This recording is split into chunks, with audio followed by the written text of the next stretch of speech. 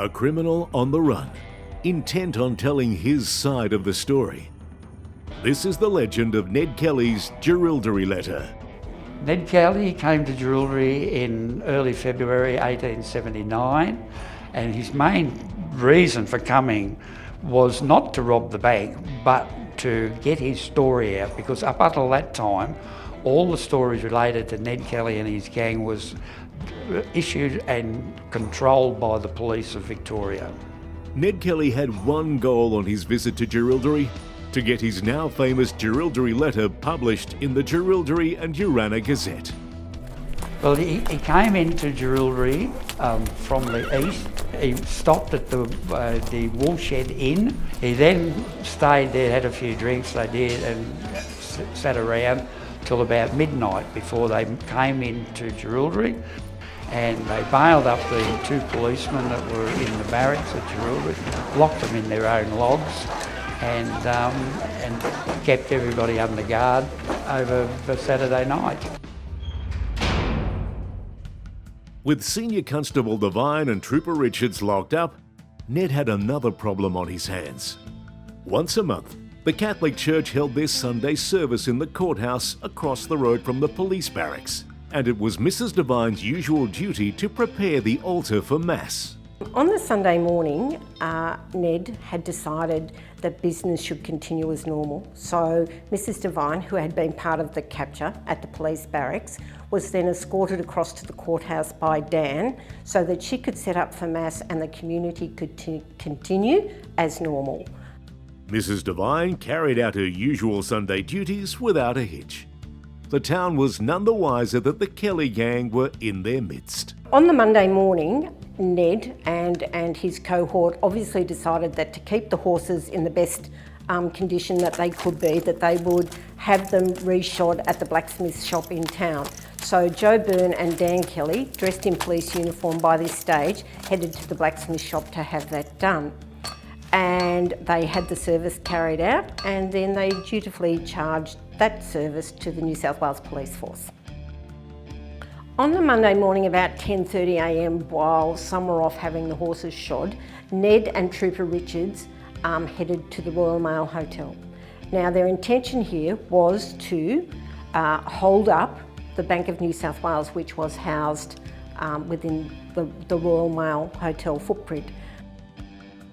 On entering the hotel, Ned and Trooper Richards and that spoke with Cox, the landlord of the hotel, and told him that they wanted the use of a bar parlour for a while because they wanted to retain a few hostages, and that whilst they held up the bank next door.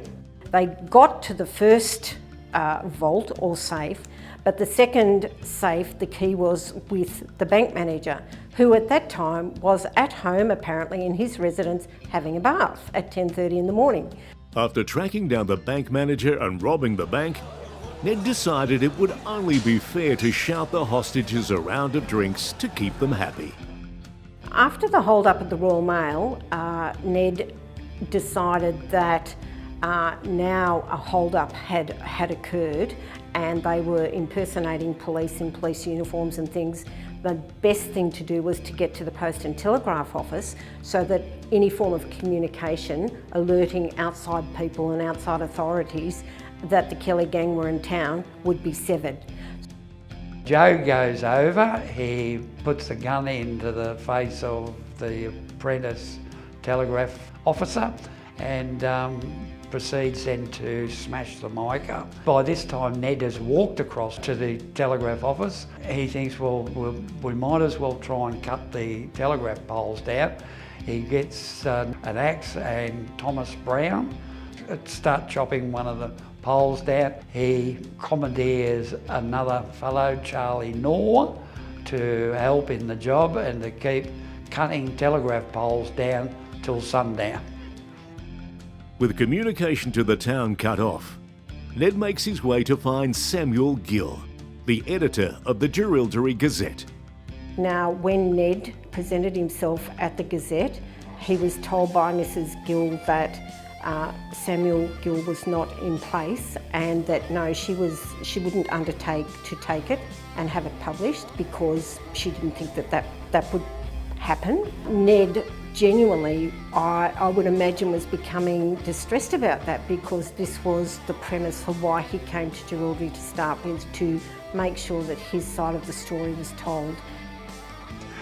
The bank teller, Edwin Living, who was with accompanying Ned Kelly, said, well, give it to me and I will make sure that, that Gil gets it for printing when we can find him. Edwin Living never gave it to Samuel Gill, that Jerilderie Letter, and it never resurfaced. He kept it in the family and he never resurfaced until the year 2000.